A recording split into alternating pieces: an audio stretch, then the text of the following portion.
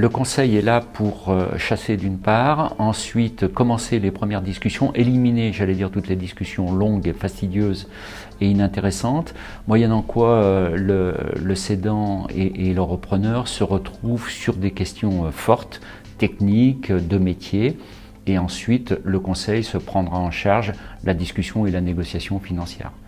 Donc on reste dans un confort de travail pour celui qui cède comme pour celui qui reprend. Les compétences, c'est de connaître ce que c'est qu'une entreprise, d'avoir vécu cela, de connaître les chiffres, la comptabilité, c'est obligé, les fondamentaux, le bilan, et puis aussi d'avoir un sens commercial, parce qu'il s'agit d'un acte de vente. On va transmettre une entreprise à une autre société ou l'acheter, donc il faut avoir des compétences commerciales. Et surtout s'intéresser aussi à l'humain et aux équipes. Alors, c'est une très bonne question. On s'est spécialisé par secteur d'activité parce qu'il faut être professionnel pour faire cela. Donc on a le secteur alimentaire, avec quelqu'un qui vient du secteur d'agroalimentaire, le secteur de l'outdoor, quelqu'un à qui nous avons vendu l'entreprise qui faisait de l'outdoor, de l'équipement sportif, le secteur industrie.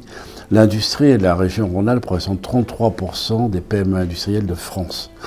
Métallurgie, mécanique de précision, boutissage, etc. Tous ces domaines-là.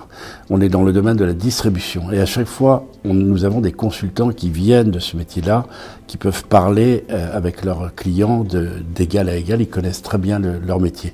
Et ça, c'est un atout fort, chacun étant spécialisé dans son domaine d'activité. Alors, chez Business Consulting Group, on s'adresse à des tailles en chiffre d'affaires. On parle de chiffre d'affaires de 2 à 20 millions d'euros, voire plus. Simplement, il faut noter que de plus en plus, on s'adresse aussi à des entreprises dans le domaine industriel ou le domaine de la distribution qui font même maintenant 25 ou 30 millions d'euros. Et on est éclectique, bien entendu, et chaque affaire, de toute façon, est aussi délicate à traiter. C'est d'ailleurs des fois plus difficile de vendre une entreprise de 2 ou 3 millions d'euros qu'une à 20 millions. Mais notre panel s'élargit de plus en plus, et notre montée en régime s'accompagne du fait de notre spécialisation, tout simplement, parce qu'on connaît très bien notre domaine d'activité.